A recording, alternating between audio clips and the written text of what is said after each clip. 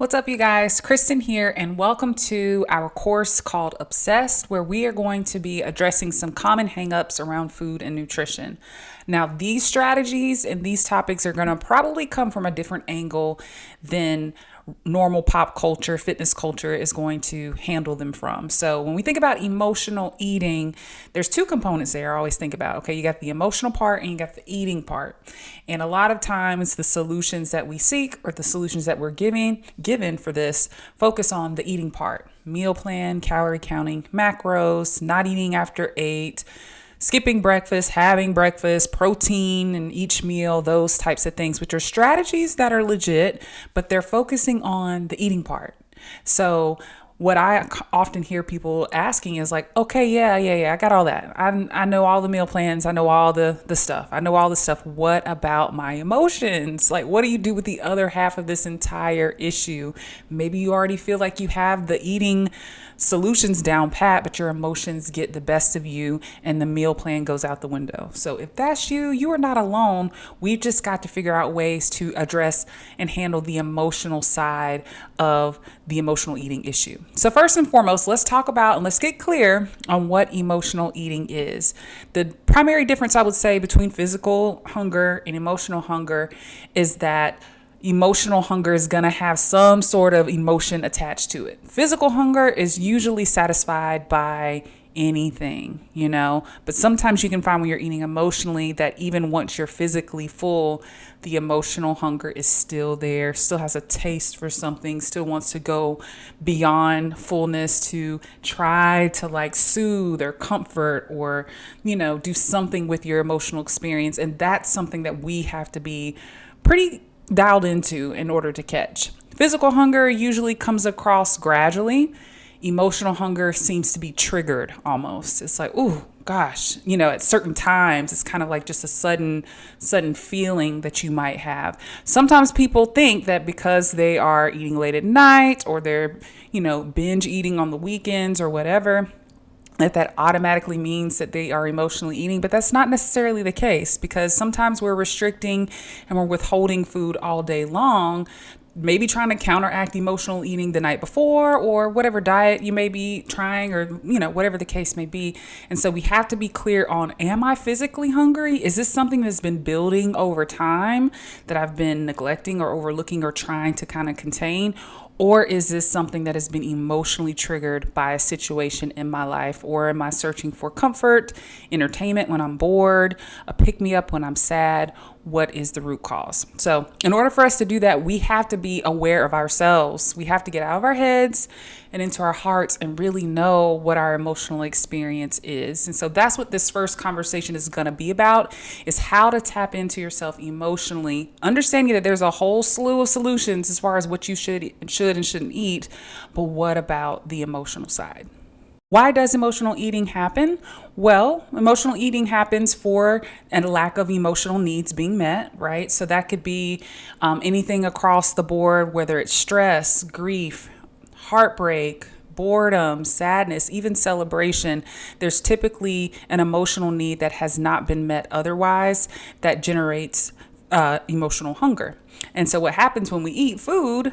Typically, it's refined sugars, refined carbs, something salty. It releases a reward system in our brain that gives us a dopamine hit. And so instead of having to sit with our sadness, sit with our loneliness, sit with our boredom, we get a hit of something to energize us, to keep us going, to lift our spirits a little bit. And that's kind of what makes the emotional hunger cycle so hard to break. Also, as I referenced earlier, it can be due to dietary restrictions. Mentally guilting yourself or shaming yourself out of eating normally throughout the day can lead to an obsession and preoccupation with foods that you are forbidden to eat later in the day, which can also activate that reward system of getting the forbidden fruit, of being able to play hooky on the diet and the cheat meal, which is why I typically don't like that kind of language, because it kind of creates this push-pull of, can I have this food and when can I not have this food? And then also the cycle of getting away with it, not getting away with it, just a lot of emotional, relational stuff that I think is really just generally unhealthy in the long term. And another thing I think that we struggle with, particularly as women, is cultural and societal like influences on just being in our food business. But just being in our business about food, always having someone else, something else telling you what you should and shouldn't be doing, both with your food and with your emotions, if we're honest about it. And so instead of us being able to create awareness around our own emotional experience and our own cues of physical hunger, we have someone else that's telling us what windows of time we can eat, what emotions we can and can't feel, how we get to feel those emotions, where we get to process those emotions. And we never really understand our bodies and our emotions for ourselves. And so when you are checked out of your own emotional experience and your own physical experience, I mean, it's just a free for all as far as what is going to happen and how you are going to be able to, implement some levels of control around how you relate to food. Before we go into the strategies that I'm going to talk about, just know that your relationship with food is going to take time. And so just like with any other relationship that you're in, it takes weeks, months, and years to get to a place where you feel good about where a relationship may be, right? And so the same is going to be the case. I know there's a lot of quick fixes and gimmicks out there that will tell you that this is an easy solution. This is not easy. There's some facets of it that are simple, you know what I mean? But as far as easy to implement over time, despite the ups and downs of life, despite the different responsibilities that you have in your life, it can be difficult to implement and master these types of skills in a short period of time. So give yourself grace, okay? We all eat emotionally. We came out of the womb eating emotionally, okay? So there's nothing necessarily wrong with that, but we just got to make sure that it's balanced with other ways of meeting our needs. And that's essentially what we're going to get into, how to do that in this next segment. So with that whole concept of not shaming yourself in mind, I want to first suggest that maybe you remove the label from yourself, okay? A lot of times I hear people saying, I'm an emotional eater, I'm a stress eater. And although the components of that may be your reality, can we separate the I am and your identity with that from the behavior itself? I think that's a great way to start cutting the shame, cutting the guilt around who you are as a person and just your genuine emotional needs that you're trying your best to meet versus a behavior that maybe once helped or occasionally helps or however it came to be, that you don't necessarily have to identify directly with that behavior, okay? And so instead of saying that I am an emotional eater, you could say I'm dealing with an emotional eating problem and kind of distancing it, removing it from self so that one, you can look at it a little bit more objectively. Two, you can, work on your self-esteem and your identity around it. And three, you can start to implement things a little differently when you have space from the problem. All right. When I'm completely consumed by my emotional eating, behavior, it's hard to step out and say, I wonder how I could do this differently. You know what I'm saying? So I think that removing that label, if for nothing else but your self-esteem, I think it could be a great step. But I also think it's another step in starting to cognitively change the way you're thinking about your eating. Second thing that I want you to do is start working on building up your coping toolkit. Anytime I'm trying to help someone along with their emotional eating, the first solution is not to go straight into managing the eating part. I think that that's where a lot of people get tripped up. And it doesn't mean that, managing the eating doesn't resolve it for some people, but for people who really struggle with emotional eating, and y'all know, right? There is no magic, any meal plan or anything that is really going to do it, because once that emotion has been triggered, all that goes out the window. Okay. And so what the real solution is going to be, if you struggle with it in that way, is to build out your toolkit and activate it often. All right. We've got to get some useful coping skills that are going to help you self-soothe, skills that are going to help you self-regulate, that you find useful. In order to find something useful, you have to use it often. Otherwise, you don't know whether it's useful or not, right? And so that takes time. That takes time and effort to figure out what are my top 5 self-soothing activities that I know will be useful for me. What are my top 5 self-regulating activities that I know help me when I'm in a bind and I'm activated and I just don't know what else to do. You've got to really understand those for yourself and then gradually start to implement them I don't want to say in place of emotional eating all the time, and maybe at the beginning we wouldn't even go there, but maybe it's about, trying them out first. Okay. So if you're just starting out, you're like, whoa, whoa, whoa, I don't know about just throwing out all of my, emotional eating all at one time. Okay. Well, let's talk about implementing some healthy coping strategies first. So maybe that incorporates a pause or a delay of gratification in some way where I'm going to spend 10 minutes doing this before I go into the emotional eating thing that we more or less can know when we're getting into. I hope that through, doing some of this work, you're going to start to become more aware of when you're headed in that direction, and you're going to have a little bit more autonomy around, do I want to go down that road or do I want to try something else? And if you get to that fork in the road, you're going to have the opportunity to go and say, this is what helps soothe me. This is what helps regulate my emotions. Let me try this first. If that doesn't work, okay, maybe I go eat emotionally. But if it does work, now I know that it's useful to me. Also, I think some of this is going to be around thought challenging and distress tolerance.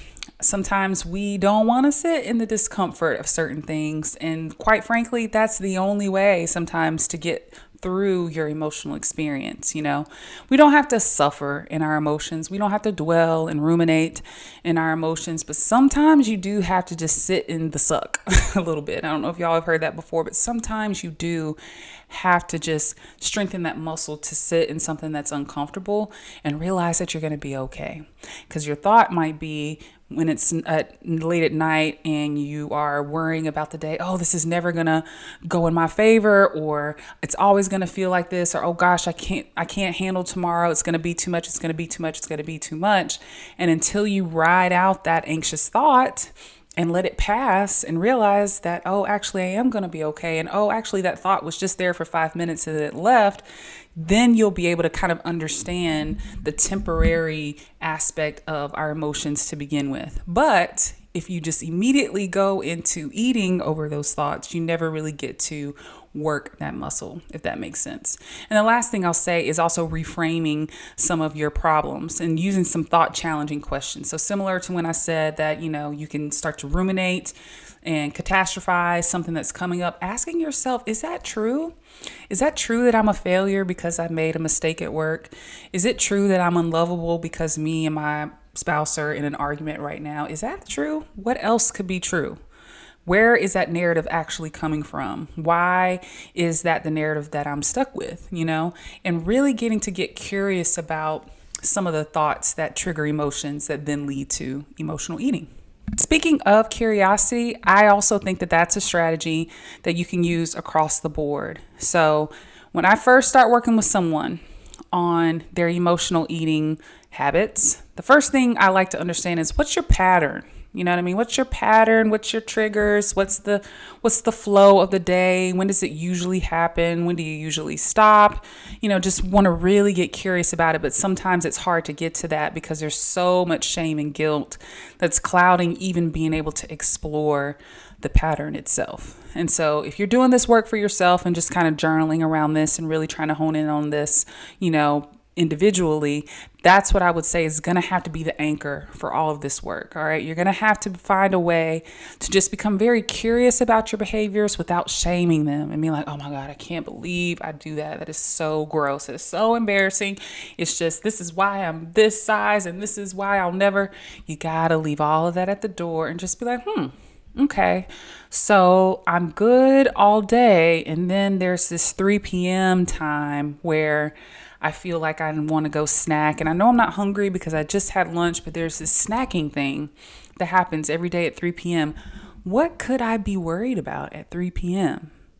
What else is going on around 3 p.m.? And it could be, oh, I have a meeting, a very important meeting at the end of the day that I'm preparing for, and I feel inadequate. And so to feed my anxiety and to soothe my anxiety, I go and get my favorite snack to feel better. Okay. Or it could be, oh, because 3 p.m. is getting to the end of the workday and my home life is a bit stressful right now in this season and I dread going home, quite frankly. Okay. Well, that's an understandable situation. And then you can get very curious about the other parts of those scenarios that are causing you to have an emotional response. And then you can go back to my previous suggestion, which was what else would help me at 3 p.m. to ride this anxious wave or prepare for getting home. Now, once you are in the rhythm of looking at your experience from a non-judgmental place, being very curious, starting to build up your coping skills toolkit and your ability to self-soothe and self-regulate and sit with your emotions and all of that, there's going to be times where you're going to get it right. And so there's going to be times when it doesn't work. All right. We are well aware of those, right? But you've got to know that there are going to be times when you get it right. And I don't even want to say get it right. I want to say when you see progress. Okay. And so you've got to make it a point to celebrate the progress that you make. All right. So many times we have our mental filter on, and until we get it perfect, until we don't emotionally eat for the whole week long and for the whole month, we're just very all or nothing thinkers sometimes. You know what I mean? We decide that we're not going to see anything as a win. But if you are able to delay your emotional eating for 30 minutes and journal about your problems more, and then let's say maybe you eat emotionally anyway. Okay, well, now you've had 30 minutes of journaling with solutions that are actually going to help you deal with your issue. And so instead of avoiding your issue altogether, you at least have addressed it, acknowledged it, and have some solutions or some release that can help you to manage your emotions the next time. All right. So you've got to find those glimpses of progress and give yourself credit for doing something different. And when you do that, then the next time you'll be able to build on that. And eventually you'll get to where you feel more in control and more intentional with how you're choosing what you're going to do and what you're not going to do. Remember what I said. Sometimes you may just want to eat the donut. I mean, sometimes it's just going to be what it's going to be, but how freeing is it to feel like it's a choice rather than a stronghold that you can't get away from and you can't escape? Okay, so you've got to make sure that you're acknowledging your progress so that you can use it and you build your self-confidence for the next time that you encounter the same situation. And the last thing that I'll say that is kind of on the food eating side of emotional eating, but I do want to acknowledge this as a way of regulating yourself and giving yourself the mental clarity to make better decisions, is you've got to feed yourself whole meals, nutrient dense meals throughout the day. When you are restricting and withholding carbs from yourself and withholding healthy fats from yourself and all these other things, we're not thinking clearly. Okay. That's like that. Doing that to yourself is like you're supposed to have, what's the gas thing? Oh my goodness, I can't think. With the gas, y'all know, you have the unleaded gas and then you have like the premium gas. It's like 3 different ones, right? If you know your car needs that high tier gas, you cannot give your car the unleaded low tier gas. You've got to give yourself quality fuel to be able to run. What happens when you put that lower tier of gas in your car when you know it's supposed to have the higher one? All kinds of stuff just starts happening, right? That's the same thing for your brain. That's literally the best example I can give. That's the same thing for your brain. And so, of course, you're going to have, more obstacles and more stressors and feel more irritable and be more impulsive if you are low on the nutrients that your body and your mind needs. Your brain needs it. Your brain needs proper nutrition, proper fuel, proper hydration to function on your behalf.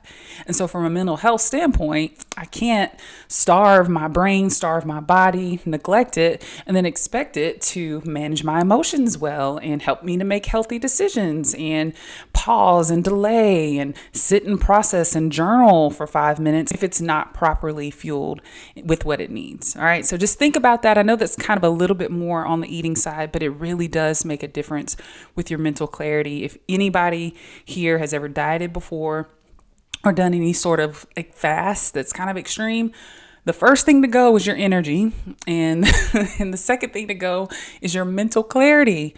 It's like, yeah, I was just like a little hazy. I had needed to eat something. It's like, yes, because your body does need the nutrients that our foods give us. So quality meals, wholesome meals, nutrient dense meals are going to be your best bet, not only for mental clarity, but also for just regulating your body, your blood sugar, everything about it, so that you can feel more in control of your decisions around those trigger times. That is the conclusion for our first video on emotional eating. Definitely revisit these 5 strategies that I've given you and see what can work for you. Again, this is a long-term relationship, a long-term commitment. So give yourself grace, but try to see how you can move forward one day at a time. Thanks, and I'll see you in the next video. Bye.